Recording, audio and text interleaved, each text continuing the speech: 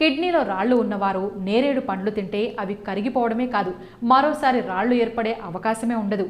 ముఖ్యమైన గమనిక ఏంటంటే నేరేడు పండ్లను ఎట్టి పరిస్థితుల్లో పరగడుపున తీసుకోకూడదు. ఇలా తీసుకుంటే జీర్ణాశయంలో సమస్య ఏర్పడి అనారోగ్యానికి గురవుతారు. అందువల్ల ముందుగా ఏదో ఒకటి తిన్న తర్వాత మాత్రమే వీటిని తీసుకోవాలి. అలాగే ఆపరేషన్ చేయించుకున్న వారు కూడా వైద్య సలహాలు తీసుకున్న తర్వాతే వాటిని తినాలి.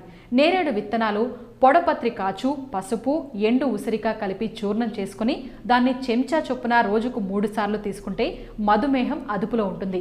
నేరేడు ఆకు చూర్ణంతో పండ్లు తోమితే కదిలే దంతాలు గట్టిపడతాయి. అలాగే నేరేడు చెక్క కషాయాన్ని పుక్కిలి పడితే నోటిలోని పుండ్లు చాలా త్వరగా మానిపోతాయి. ఈ వీడియో కనుక మీకు నచ్చినట్లయితే లైక్ చేయండి, షేర్ చేయండి, సబ్స్క్రైబ్ చేయండి. Thanks for watching eagle health.